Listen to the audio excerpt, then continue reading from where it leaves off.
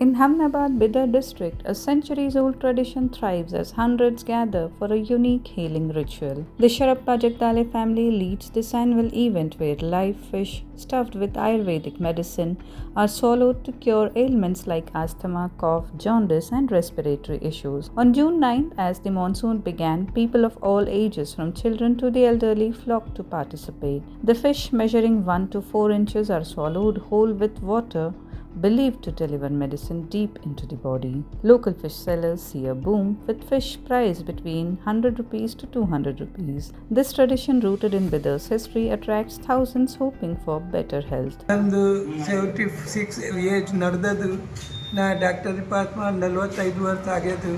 ನಾವು ಮೀನಿಂದ ಔಷಧ ಕೊಡ್ತೇವೆ. ಅದು ಮೀನಿಂದ ಔಷಧ ಅಂದ್ರೆ 55 4 ವರ್ಷದಿಂದ ಕೊಡ್ಲತ್ತಾರ ನಮ್ಮ ಬಾಬಾರು. ಅದರ ಬಾದ್ ನಾನೇ ಕೊಡ್ಲತ್ತಿದ್ದೆ.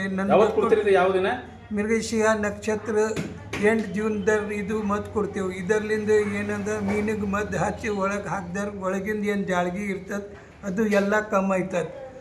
ಕಂಟಿನ್ಯೂ 3 ವರ್ಷ ತಕೊಂಡ್ರೆ ದಮ್ಮ ಕೆಮ್ಮು ಏನು ಭೀ ಇರಲ್ದಿದ್ದು. ತಾವೆಷ್ಟು ವರ್ಷದಿಂದ ಕೊಡ್ತಾ ಇದ್ರಿ ವೈಯಕ್ತಿಕ?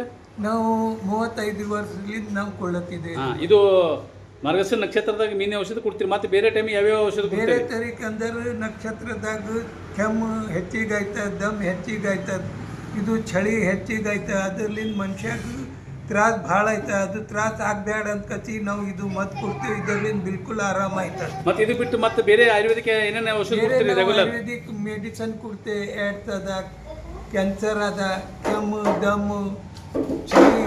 For clarification on this matter, we spoke with Dr. Vivek Javli. Here's what he has to say about it. Bidar में जैसा कि आप जानते हैं, hundreds have gathered for this treatment. तो इसके लिए ये जो लाइव फिश, कुछ आयुर्वेदिक मेडिसिन रख के लाइव फिश स्वॉलो कराते हैं ये पेशेंट्स को, सेइंग दैट कि इससे जो है रेस्पिरेटरी इलनेसेस क्योर होती हैं, या फिर कफ या जॉन्डिस या अस्थमा जैसी बीमारियों का सोल्यूशन है. तो इस पर आप क्या कहना चाहेंगे डॉक्टर साहब? अच्छा, रेस्पिरेटरी डिजीजेस का ऐसा है कि सैकड़ों रेस्पिरेटरी बीमारियां हैं और ये काफी पेचीदा भी हो सकती है, और इसकी वजह से इसका एक स्पेशल ब्रांच ऑफ स्पेशलाइजेशन निकला है, पल्मोनोलॉजी.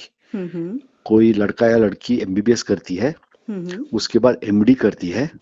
एमडी करने के बाद वो फिजिशियन बन के काफी तेज तर्रार होते हैं, और उसके बाद 2 साल का डीएम पल्मोनोलॉजी करते हैं, जहां वो रेस्पिरेटरी डिजीज के एक्सपर्ट होते हैं, और इसके ऊपर काफी ज्यादा रिसर्च काम हुआ है. तो ये बड़ा डीप साइंस है. तो पहला तो पड़ाव ये है कि भाई इसको बीमारी क्या है. वो लंबी कहानी है, क्योंकि अस्थमा जैसा दिखता है, लेकिन इंटरस्टिशियल फाइब्रोसिस, इंटरस्टिशियल स्कार हो सकते हैं, काफी चीजें हो सकती है, काफी डिफरेंट बीमारी हो सकती है. तो उसको डिफरेंशिएट करने के बाद हर मर्ज की अलग दवा होती है, अलग तरीके होते हैं. तो अगर हम ऐसा कहे एक कि हर मर्ज की एक ही दवा, गलत होगा. नंबर 2, खाली फिश है, उसमें क्या दवा है क्या नहीं, क्योंकि आजकल दुनिया इतनी माहिर हो गई है कि वी वांट फैक्ट्स, और मेडिसिन में बहुत हद तक अभी 2+2 हो गया है because of so much of technology. तो इस जमाने में आके ऐसी बातें करना एक तो बराबर नहीं है. सेकेंडली क्या होता है कि बहुत जब बीमारियों को स्टीरॉइड डालोगे ना, तो फट से एक टेम्पररी रिलीफ मिलता है. तो वो एक डाउट ये भी आता है कहीं फिश में स्टीरॉइड डाल के तो नहीं निगला रहे हैं. तो बट ओवरऑल एक साइंटिफिक माइंड को आप अगर पूछोगे, एक मिनट, साइंटिफिक माइंड को आप पूछोगे तो ये बड़ा सा कंफ्यूजन लगता है.